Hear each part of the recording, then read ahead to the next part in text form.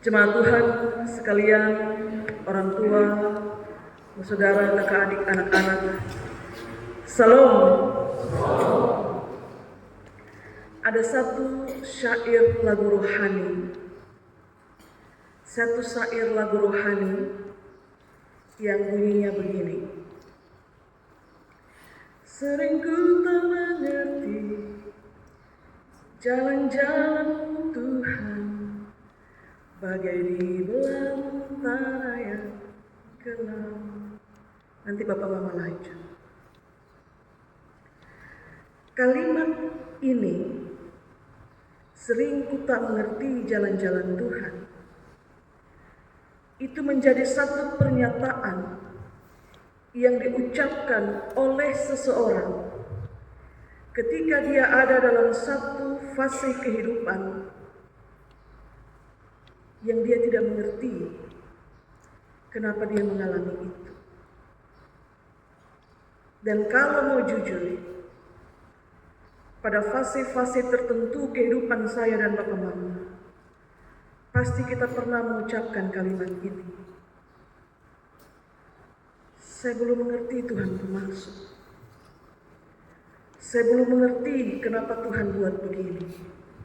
Saya belum mengerti. Dan itu wajar Bapak Ibu.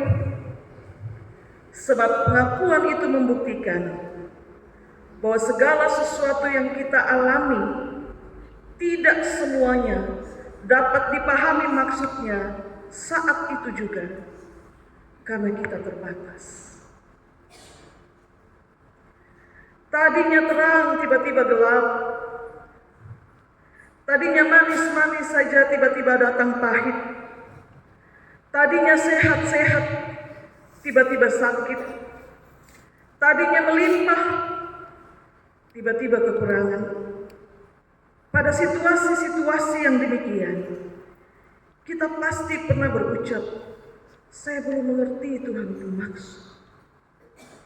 Hari ini, di titik ini saat saya berdiri dan berkata, saya belum mengerti Tuhan bermaksud, saya sedang mengakui bahwa saya terbatas untuk memahami semua, kecuali kalau Tuhan perlengkapi saya, supaya saya bisa mengerti.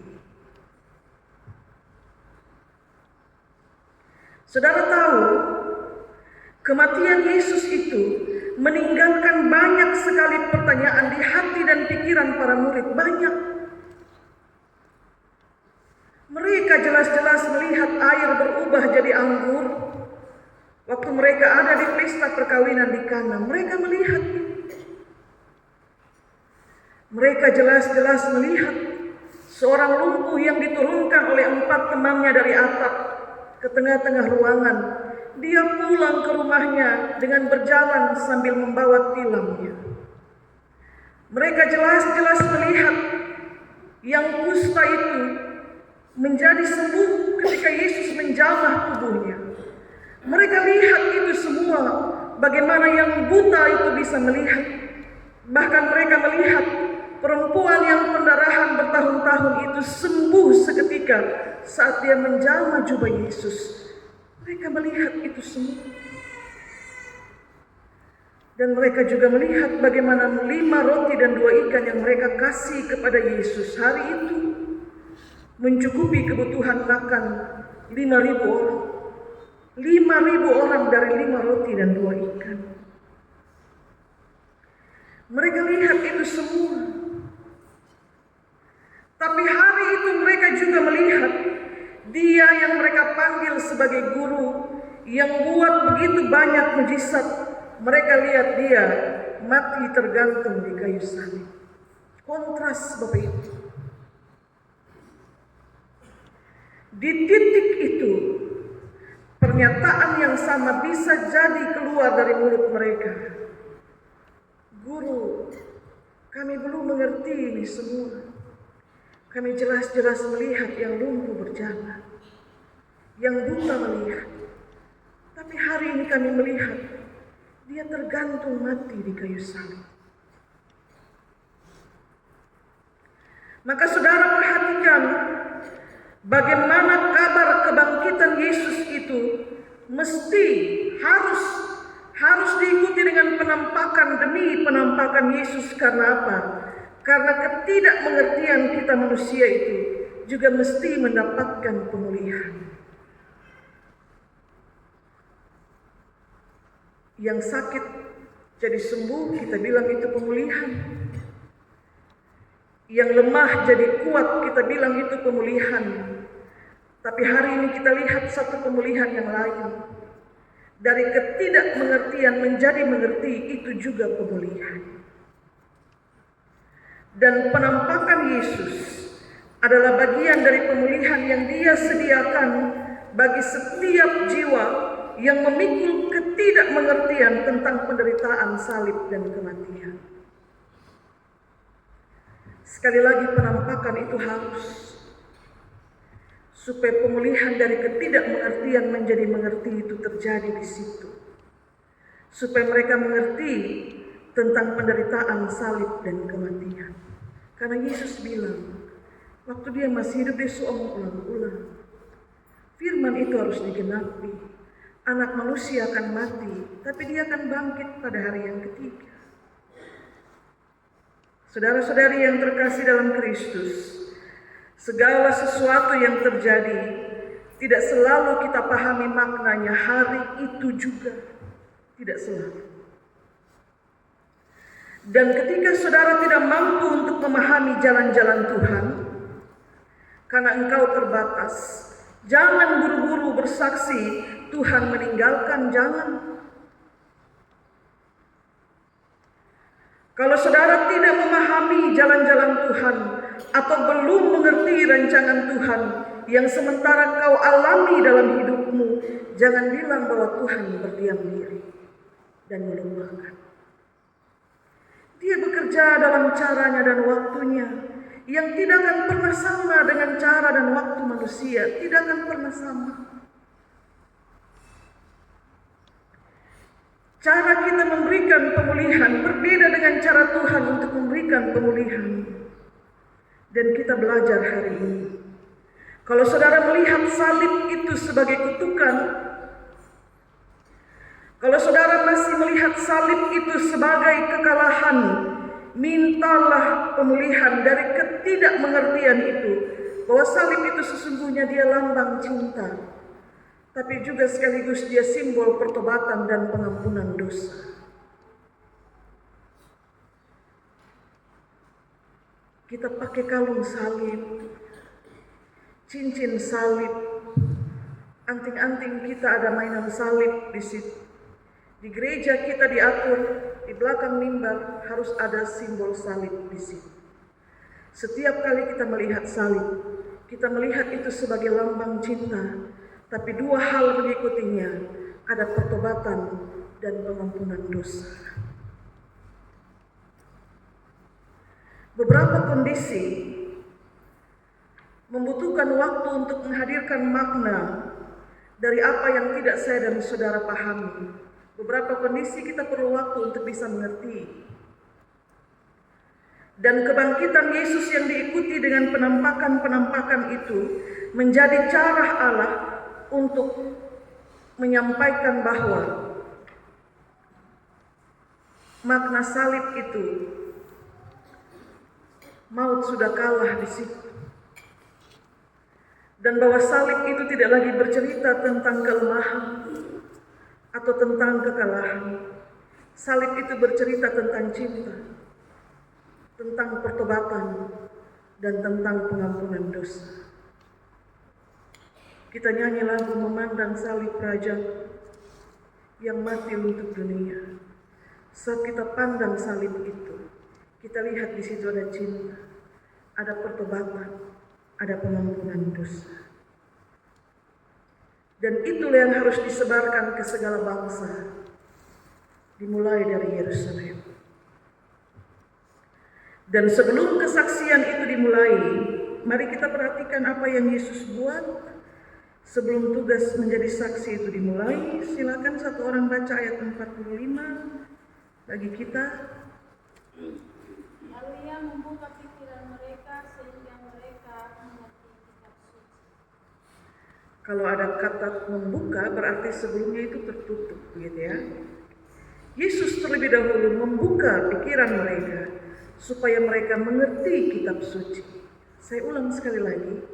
Yesus buka pikiran mereka supaya mereka mengerti kitab suci. Saudara tangkap pesan apa dari tindakan itu? Saudara tangkap pesan apa dari tindakan itu? Ketika Tuhan memakai saudara, ketika Tuhan memilihmu untuk menjadi saksinya, Dia tidak akan pernah melepaskan engkau bersaksi tentang Dia tanpa terlebih dahulu Dia memperlengkapi. Ini selalu saya bilang terus menerus. Kalau Dia pilih, tidak mungkin Dia lepas kau pergi itu tanpa Dia perlengkapi. Kita mesti ingat itu baik-baik.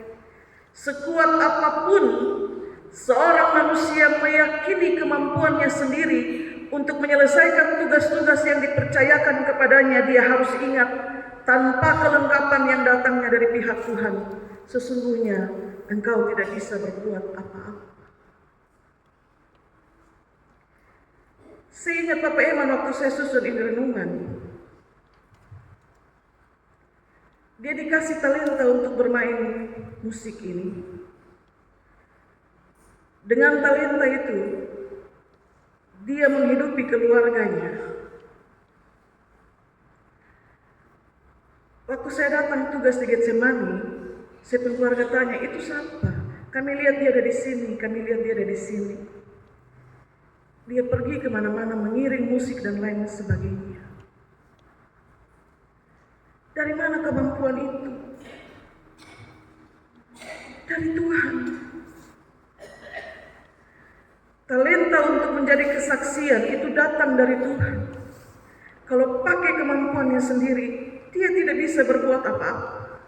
Dengan rendah hati setiap orang percaya harus tunduk dan mengaku, kalau saya bisa itu karena Tuhan. Karena Tuhan. Karena Tuhan buka pikiran saya. Karena Tuhan buat saya mengerti yang semula saya tidak mengerti. Kalau saya bisa bawa pengembangan, pembaruan di tempat di mana Tuhan utus saya pergi untuk melayani di sana, itu bukan karena saya. Kalau satu tempat mengalami kemajuan saat saya ada di situ, itu bukan karena saya. Tuhan membuka begitu banyak pikiran orang untuk memberikan dukungan bagi pelayanannya. Tempat di mana saudara mengabdi, tempat Tuhan mengutusmu untuk bersaksi. Yang terakhir dari pesan firman Tuhan ini Bapak Ibu. Kalau Tuhan mau pakai engkau menjadi saksinya, dari pihak Tuhan jelas Dia perlengkapi engkau untuk pergi bersaksi. Dia beri kemampuan untuk bersaksi. Tapi ingat, ada juga dari pihakmu. Jadi ada dari pihak Tuhan, tapi ada juga dari pihak manusia. Dari pihak kita adalah pertobatan diri dengan meminta pengampunan dari Tuhan sebagai tindakan pertama sebelum pergi dan bersaksi. Karena saya dan saudara tidak bisa bersaksi tentang pertobatan dan pengampunan kalau saya dan saudara sendiri tidak mengalami itu terlebih dahulu.